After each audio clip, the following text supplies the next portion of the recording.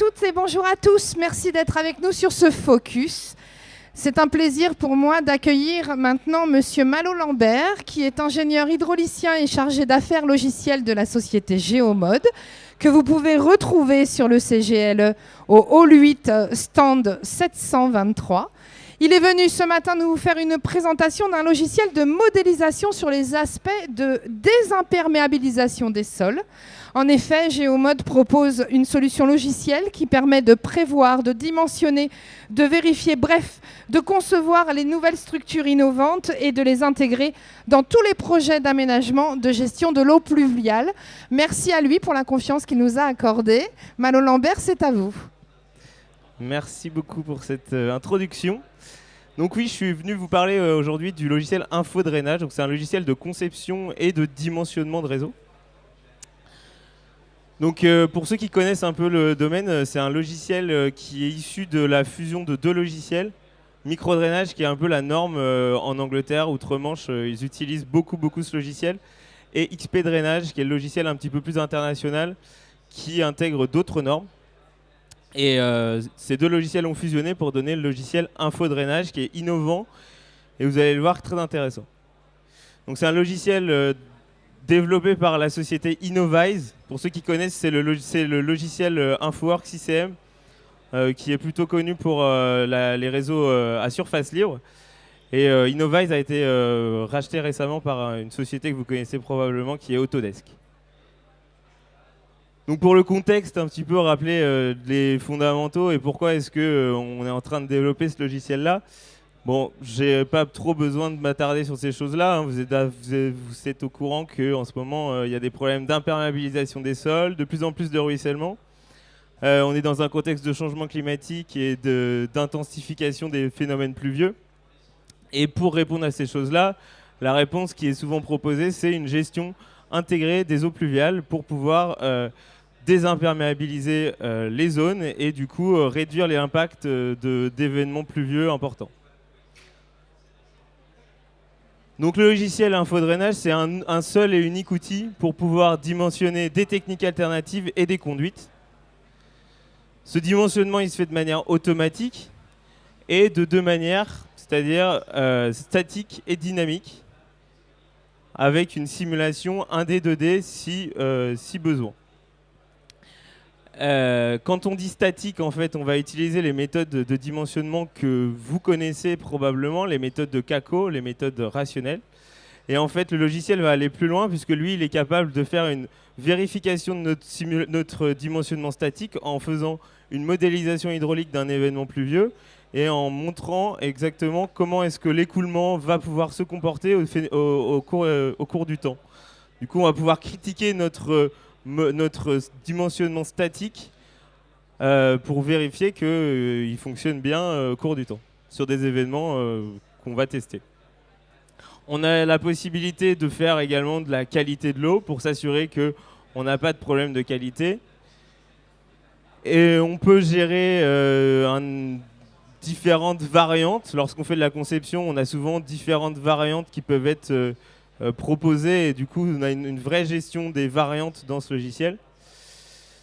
Et enfin un point très important, c'est qu'on a la possibilité du coup avec un logiciel de modélisation de pouvoir faire des visualisations de résultats très intéressantes pour les promoteurs ou les personnes qui vont utiliser le logiciel derrière, ou plutôt qui sont en train de faire d'une conception ou en train de travailler sur un terrain. Ils ont besoin d'avoir de bien comprendre comment sont faites les études, et donc avoir un logiciel permet de bien communiquer ce qui a été fait. Donc la communication est facilitée. Où va se situer le logiciel? En fait, il va se situer entre l'avant-projet sommaire et l'avant-projet définitif.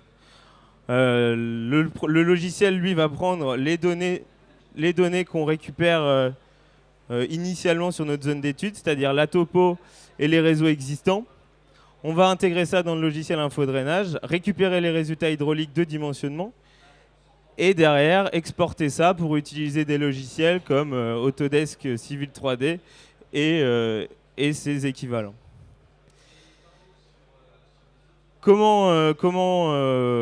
quelle est l'interopérabilité du logiciel?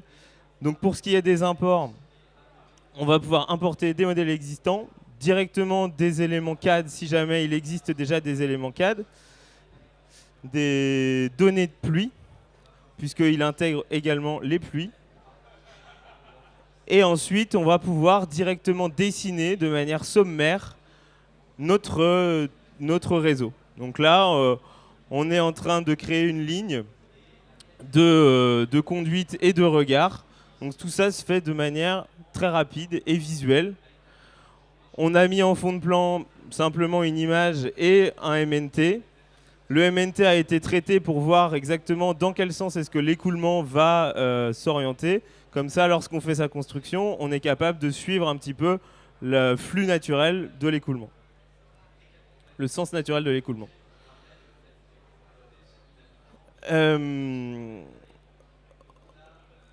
Voilà, c'était ça. Derrière, donc, une fois qu'on a intégré ce réseau, on va pouvoir le dimensionner. Donc là, dans un premier temps, une fois qu'on a fait son dessin de réseau, on a des conduites et des regards qui ne sont pas encore dimensionnés, qui n'ont pas de valeur, de cote radiée, etc. On va pouvoir utiliser des méthodes de dimensionnement, les méthodes de Kako et les méthodes rationnelles. Dans les critères de dimensionnement, on va pouvoir définir si on souhaite, enfin quel type de conduite on souhaite avec une bibliothèque de conduite. Définir si on souhaite des pentes ou s'il y a des pentes maximum et minimum à retenir, ou encore des chutes. L'assistant de dimensionnement va nous proposer un dimensionnement. Et derrière, on va voir qu'effectivement, alors là on est à l'étape où les regards n'ont pas encore été rapportés au niveau des conduites. On rapporte les conduites au niveau, les regards au niveau des conduites. Et derrière, vous allez voir qu'effectivement, notre réseau, il a été dimensionné. Ça a été fait très franchement, je l'ai fait en 3 minutes. On a pu créer notre réseau, le dimensionner et avoir ainsi un réseau dessiné et prêt à faire une simulation hydraulique. Sachez qu'il y a aussi en plus la possibilité de dimensionner les regards pour réussir à associer du volume supplémentaire et également les avaloirs pour être sûr de pouvoir être capable de récupérer le flux qui s'écoule sur le terrain naturel. Donc il y a plusieurs types d'avaloirs, hein. Là on a des bordures sur le trottoir, mais il y a aussi des grilles, etc. Donc on dimensionne les caniveaux et on dimensionne les objets d'avaloir. Donc en plus de tous ces éléments de réseau que je vous ai présentés, il y a aussi les techniques alternatives. Le point le plus important aujourd'hui et le plus utilisé, enfin le plus demandé, donc ce sont les techniques alternatives. Le choix a été fait de choisir des techniques alternatives standards, de ne pas aller chez des différents fournisseurs, de rester sur du grossier afin de pouvoir derrière choisir le fournisseur. Donc il y a 8 types ou 7 types de techniques alternatives: des réservoirs, des bassins de rétention, des chaussées drainantes, des chambres d'infiltration, des puisards, des noues. Voilà, avec tout ça, normalement, on est capable, si on souhaite, on est capable de tout modéliser, parce qu'on peut aussi les faire de manière successive, les associer de manière successive. Ces techniques alternatives vont pouvoir être dimensionnées directement dans le logiciel, puisque la méthode des pluies est également intégrée dans le logiciel. Donc on a vraiment tous les éléments de notre dimensionnement qui sont intégrés dedans. On va pouvoir jouer sur les différents paramètres de nos éléments de technique alternative, les profondeurs, les longueurs, les largeurs, etc. pour optimiser le dimensionnement. Ensuite, donc, on va arriver dans le cœur de modélisation. Donc on va pouvoir travailler sur l'hydrologie et l'hydraulique. Bon, pour ce qui est de l'hydrologie, on va intégrer de manière classique les coefficients de Montana pour pouvoir créer des pluies de projet, mais on peut aussi intégrer les pluies observées. Et après, une fois qu'on a intégré nos pluies, les pluies vont pouvoir être traitées par des fonctions hydrologiques de type temps de concentration, SCS. Ainsi, on va retrouver un hydrogramme de sortie à la sortie de nos bassins versants qui vont être directement intégrés dans le réseau ou à travers les avaloirs qui ont été prédimensionnés au préalable. Une fois qu'on est passé dans l'hydrologie, on passe dans l'hydraulique. Là, les écoulements, ou plutôt l'hydrogramme à la sortie du bassin versant va aller se propager dans le réseau avec des modèles hydrauliques classiques que vous connaissez peut-être puisqu'on utilise le moteur de calcul SWIM. Pour le 1D. Pour le 2D, parce qu'on peut faire des modélisations 2D, c'est-à-dire de l'écoulement sur le terrain naturel, on utilise le moteur de calcul InfoWorks, donc qui est très réputé sur le 2D. Cela va permettre en fait de vérifier que notre dimensionnement initial avec les méthodes de CACO et les méthodes rationnelles est bien adapté à nos pluies, à nos événements qu'on a intégrés. Et ainsi, donc, en faisant ce genre de modélisation, on va savoir il y a telle conduite qui est en charge ou il y a tel débordement sur tel nœud. Et donc, on va pouvoir essayer d'adapter notre réseau afin de résoudre ces problèmes qui sont mis en évidence sur notre réseau. Ensuite, pour ce qui est de la visualisation des résultats, on a plein de manières de regarder les résultats. On peut les voir en profil en long, on peut les voir sous forme de graphique, mais on peut aussi les voir en 2D ou en 3D. Donc ça aide vraiment, lorsque vous êtes sur un projet, à pouvoir communiquer à tous les acteurs du projet, et notamment les personnes qui sont en train de créer, les promoteurs, etc. Donc ça vous aidera effectivement à expliquer quel a été votre travail. On a aussi un truc assez intéressant, c'est qu'on peut faire des rapports d'audit personnalisés. On peut essayer de se dire, dans la législation française, on n'est pas censé dépasser tel seuil, et donc on peut se créer des templates en disant, voilà, dans tous mes projets, j'aurais besoin que cet audit-là soit validé. On peut soumettre notre projet à l'audit qu'on aura pré-personnalisé, pré-paramétré, et ainsi savoir si notre projet rentre dans la fourchette demandée.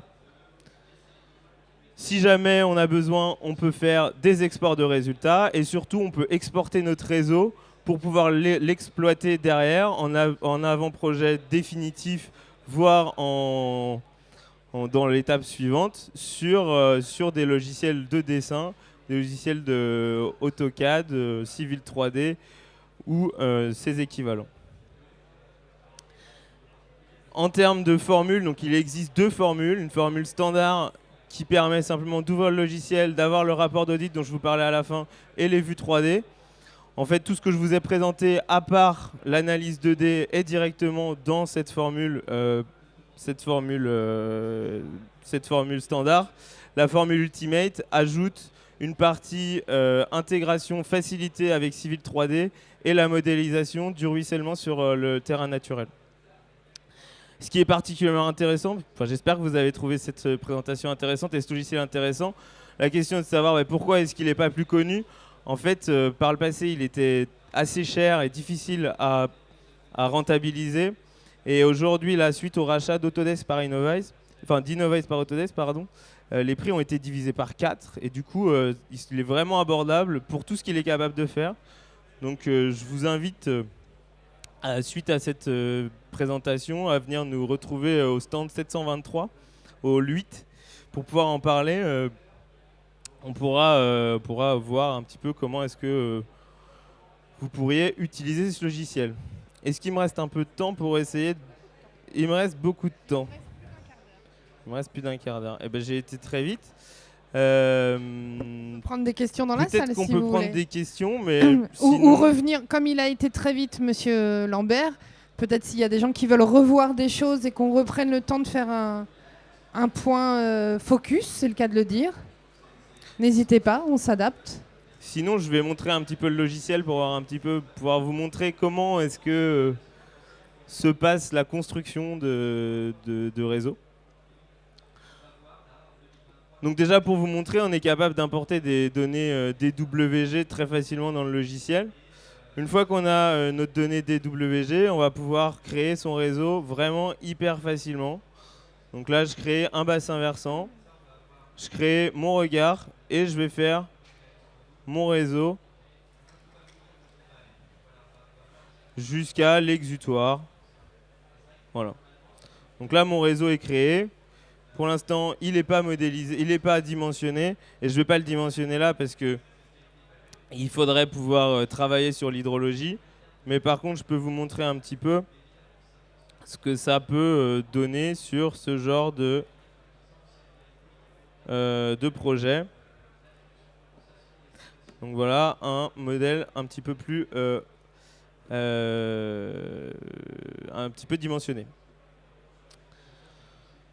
Donc l'idée du logiciel, c'est de en fait créer une zone existante.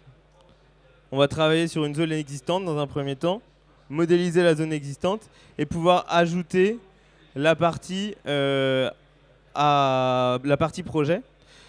Donc là, par exemple, j'avais observé une zone où il y avait une zone existante et dans toute cette partie centrale, un projet d'aménagement a été créé sur un lotissement. Donc, on voulait, il a été voulu de pouvoir créer un réseau supplémentaire. Donc là, on se trouve dans la base et on va pouvoir créer une première alternative. Par exemple, une alternative tout réseau. Donc là, tout ce que vous voyez en bleu, ce sont les réseaux. Et on a créé l'hydrologie autour avec les bassins versants. Une fois qu'on a fait cette étude, on peut lancer une analyse, un dé.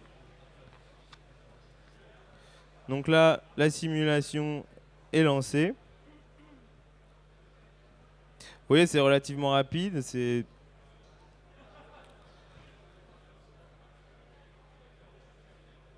relativement rapide, voilà.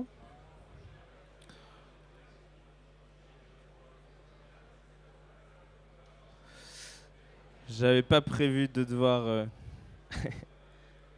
combler ce blanc. On y est. Donc on voit qu'avec cette pluie et le dimensionnement qui a été proposé, clairement le réseau est complètement en charge, il y a des débordements de partout. Donc il va falloir trouver une autre manière pour pouvoir réussir à solutionner ce problème. Donc la solution, à gérer toutes ces eaux. La solution va peut-être être de faire des techniques alternatives. Donc on peut avoir une variante avec des techniques alternatives. Donc là, par exemple, on a créé une noue ici et un bassin d'infiltration à cet endroit-là. Donc cette noue, elle est dimensionnée ici. Elle fait une largeur de 4 mètres pour une longueur... je ne retrouve pas la longueur, mais elle est par là, 128 mètres, pardon, et une profondeur entre 93 et 94, donc elle fait 1 mètre de haut, ce qui n'est pas énorme. Et pareil, ce bassin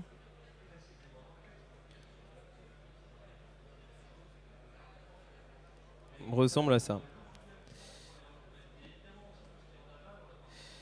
Voilà, donc sur ce modèle ici, on voit qu'il n'y a plus les débordements, puisqu'il n'y a plus de rouge. Il n'y a que ici où on voit qu'il y a une conduite en charge. Mais ce scénario-là a bien permis de résoudre les problèmes. Et si on passe, on peut aussi faire d'autres variantes. Où là, j'avais fait une tranchée d'infiltration et un pavage poreux. Et pareil, ce réseau-là permet de ne pas avoir de débordement. Donc si vous le souhaitez, je peux vous répondre à des questions éventuelles. Est-ce qu'il y a des questions dans la salle? Si vous voulez voir Oui, certaines madame. choses dans le réseau, sur la démo. Une hôtesse va vous amener un micro, madame, comme ça on va vous entendre. N'hésitez pas à vous présenter aussi, nous dire où vous travaillez. Oui, bonjour, Stéphanie Mercier, Citéa Conseil, bureau d'études à La Rochelle. Juste une petite question, est-ce que le logiciel intègre les toitures végétalisées? Bonne question, tout à fait. Alors oui, il y a la possibilité d'intégrer des toitures végétalisées. Alors, elles sont considérées comme des apports. Donc si je veux intégrer une toiture végétalisée, j'ai juste à créer une zone d'apport de type toiture végétale. J'intègre la zone. Hop. Et on a tous les paramètres associés à la toiture végétalisée qui vont être ici, si je double-clique. Donc on a la surface, le stockage, l'évaporation, le coefficient de dégradation, etc., etc. Alors ce qui est hyper intéressant aussi dans ce logiciel, ce que j'ai pas dit, c'est qu'il y a plein d'assistants de dimensionnement, de calcul de ruissellement par exemple. Donc ici, on peut récupérer le calcul du coefficient de ruissellement simplement en disant on est sur une toiture, une chaussée, ou bien on est sur un gazon, et on a un coefficient associé avec si on change la pente aussi, ça va changer. Donc on n'a pas besoin de se poser trop de questions, on connaît un peu la nature du sol, et du coup on récupère les coefficients associés directement, ce qui est quand même intéressant. Pareil pour le temps de concentration, par exemple, on a des équations qui sont directement intégrées.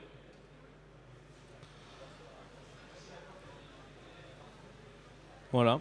Est-ce qu'il y avait une deuxième question au fond là-bas? Merci. Oui, bonjour, Pierre Briers du bureau d'études réseau. Vous venez de répondre à une première question que j'avais. Dans la même foulée, je me demandais est-ce que vous pouvez intégrer des temporisations avant rejet vers le réseau? Et deuxièmement, par rapport à ce que vous venez de présenter, notamment avec la NOU, est-ce que le logiciel fait une proposition d'ouvrage ou est-ce que vous l'imposez de base? Ou est-ce que le logiciel peut faire une proposition d'ouvrage si on le laisse relativement libre? Alors pour la première question, effectivement, il y a une chose que j'ai pas détaillée, c'est que en fait, pour tout ce qui est regard, on choisit en fait comment se passe le point d'apport, enfin le point d'entrée et le point de sortie. Donc on peut dire que par exemple le point d'entrée a une restriction de type EC22. Alors c'est soit ça, c'est le type d'avaloir, mais on a sans restriction. Non, alors c'est sur les points de sortie, autant pour moi. Sur les points de sortie, on a la possibilité de pouvoir définir si c'est un écoulement libre ou bien si c'est un organe hydraulique classique de type vanne, clapet anti-retour. Et vous, ce dont vous parliez, je pense que c'est des orifices ou des versoirs. On a même des hydrofreins qui permettent, je ne sais pas si vous connaissez, c'est un constructeur d'ouvrages hydrauliques qui est spécialiste pour la régulation justement, et c'est ce dont vous parliez. Et je pense qu'effectivement, il y a aussi des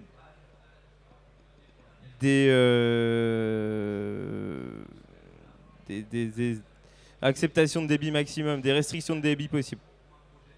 Pour votre deuxième question, le logiciel, il ne va pas vous proposer des ouvrages comme une noue. Il ne va pas vous dire, effectivement, là j'ai l'impression qu'il y a une zone qui pourrait être utilisée. Non, ça va être à vous de créer.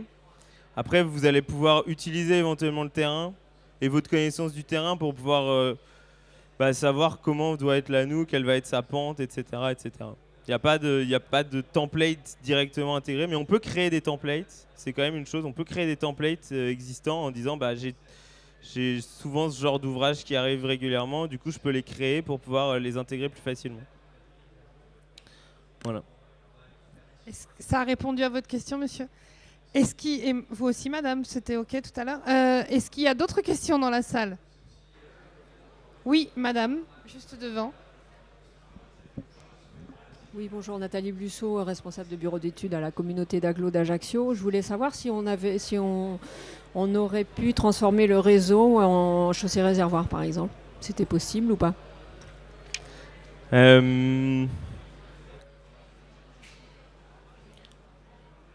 Oui.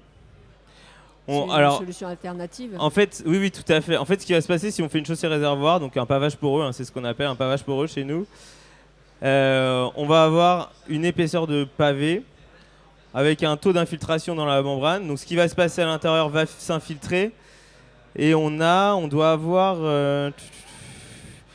ce serait à vérifier, mais je ne sais pas si effectivement, puisqu'il va y avoir un taux d'infiltration accepté et après il va y avoir du ruissellement. il va sans doute être nécessaire de passer avec une modélisation 2D par-dessus. Mais c'est une question intéressante et je prendrai vos coordonnées, j'essaierai de répondre à votre question de manière un peu plus poussée. J'avoue que je ne sais pas trop. Faut avoir. D'autres questions? Madame, juste pour vous rappeler que vous pouvez retrouver Géomode sur le stand 723 dans le hall 8. Ou sinon, je ne vais pas partir en courant, je vais rester par là.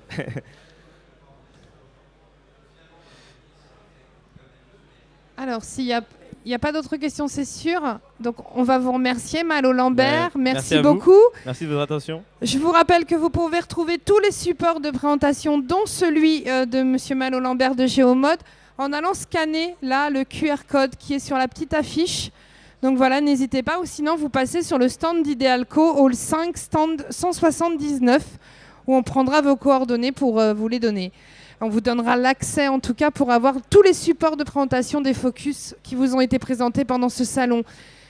Merci Malo Lambert pour votre confiance. Merci beaucoup. Bravo pour votre présentation.